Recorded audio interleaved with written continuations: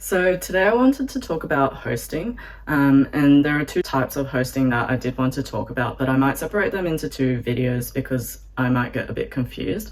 The first type of hosting is where like you host an event or a dinner or lunch, whereas the second type of hosting that I wanted to talk about was more like hosting a friend to stay at your place for a couple nights. The funny story is that we actually did end up doing both of them for the first time over the same weekend period, and it was quite stressful and overwhelming, but I think we learned quite a bit from it, so I thought I'd talk a little bit about it. In terms of the dinner sort of hosting, we've never really been able to do much of that before because I was living in my parents' house and then I was living in my partner's parents' house, and you wouldn't really invite your friends there while your parents are there too, unless you're really close. So we didn't really get that opportunity until now, and I feel like at our age it is quite common and it's becoming more and more of a thing because I guess people are at that stage of life where they'd rather have like a quiet night just with their friends and some relaxed or chilled activities. I think it also started back in that sort of picnic era during COVID, where people were not really going into restaurants or inviting people to their house. I think from there it's kind of built into like a big Instagram thing where people have really nice dinner setups, like they've got 3-course meals and they even print off these fancy menus and it looks really, really beautiful. And I think that's one side of things as to why it's become more common, but the other side is probably because the cost of living,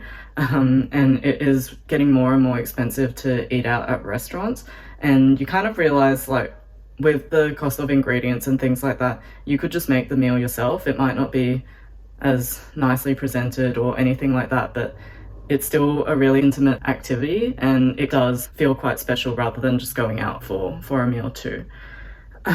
Honestly, in terms of hosting, I feel like I've been kind of avoiding it because one, our place is super small, and two, I'm not much of a chef. Like I make the most basic meals and I feel quite a lot of pressure from seeing things on social media where people host their dinner events and they're making these really complicated things, and I just can't do that. So that's why I've kind of been putting it off. But last Saturday, we did end up hosting a nice little dinner event, so that's what I will talk about. Essentially, it was a bit of a games night and we had about 11 people, and that was quite interesting because our apartment is quite small and it was a little bit of a Tetris kind of match trying to fit everyone in. We tried to get rid of all of the things that were sitting in our living room area. We threw it into cabinets, we put it into like the bedroom that no one would go into and just hid things away. Then we moved the couch all the way against the wall, blocking the bedroom door, not on purpose, but that's just how it ended up going, to make that living room area space a bit bigger. In terms of furniture, we didn't have enough chairs, like dinner dining chairs, for everyone to sort of sit at the table. So we ended up having to use whatever we had. So gaming chairs, computer chairs, stools, ottomans, whatever we had to make it work. In terms of food, that's probably one of the biggest things. As I mentioned, I'm not much of a chef myself, and our kitchen is quite small. So in terms of preparing like a grand 3-course meal, that probably wasn't something that we'd be able to achieve in our space, and I was quite wary of how much time it would take me to make something and whether people would be, starving at 9 p.m. So what we decided to do was we decided to go for like home cooked pizza and skewers that we could just chuck in the oven. So the only issue with the skewers is that we thought we'd buy them the day before, to keep them fresh for the day of the event. We ended up going to the shop and it was already closed, so we thought, okay, that's all right, we'll just buy it on the day of. The day of the event comes and then I go to the shop and they only have 14 skewers for some reason and we needed 40. That ended up being too much, but that's a different issue. I was kind of panicking and not really knowing what to do, so I was calling different stores and then I ended up finding a Coles that had enough skewers for us. The only issue was it was 5 kilometers away and I didn't have access to a car.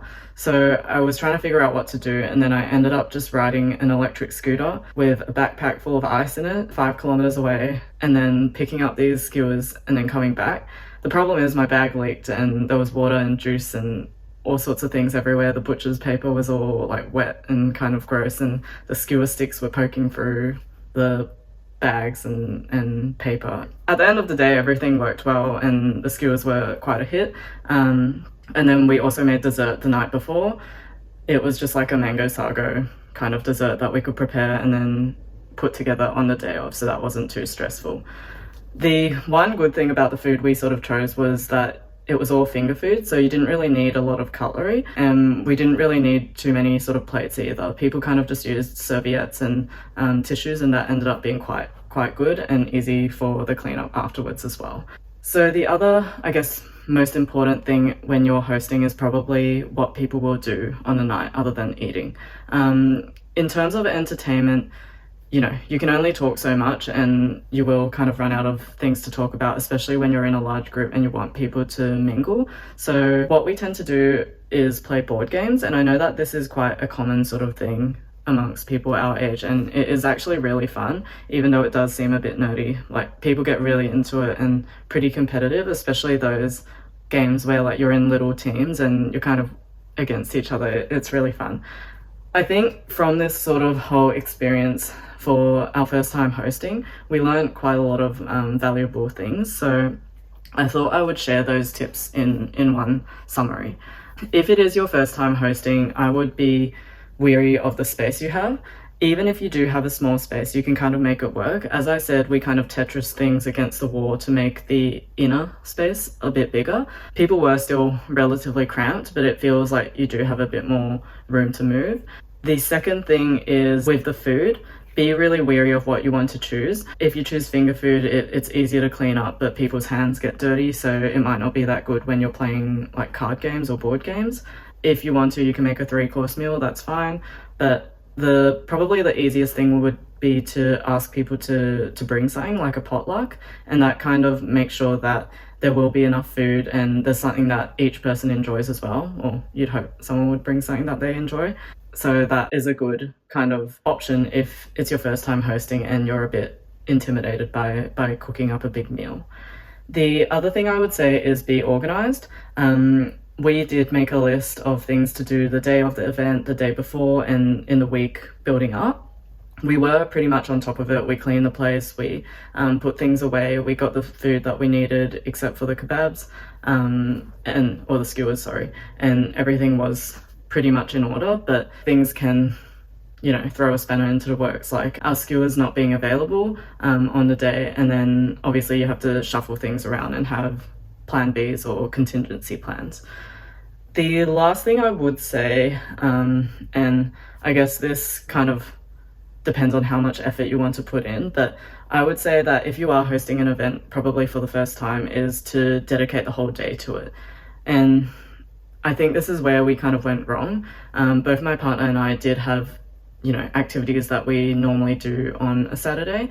I'm gone in the morning, he's gone in the mid sort of afternoon, and we plan to just come back after those events or activities and then prepare for this.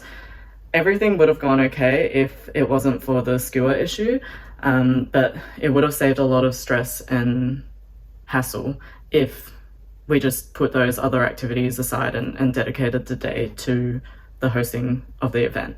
I know that if you do that, you might have a lot of spare time to just relax, but look, it's better than running around like a headless chook, you know, trying to organize things when you don't have them in place.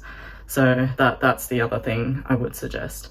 I am looking forward to hosting a bit more in the future and maybe cooking up a nicer meal. I am sort of interested in, like, you know, the nice things that you see on Instagram with those cute plates and like cute cutlery sets, but we'll see if we end up getting into that. If anyone does have a bit more experience with hosting and has recipes or even tips on how they do it, that would be really interesting to hear, because it was just our first time and we're still learning, and I'm sure that there's a lot of improvements that we can make to, you know, make our hosting a little bit more comfortable and better. But thank you for listening, and if there's anything that you wanted to ask or anything that you wanted to mention, I'd be happy to hear.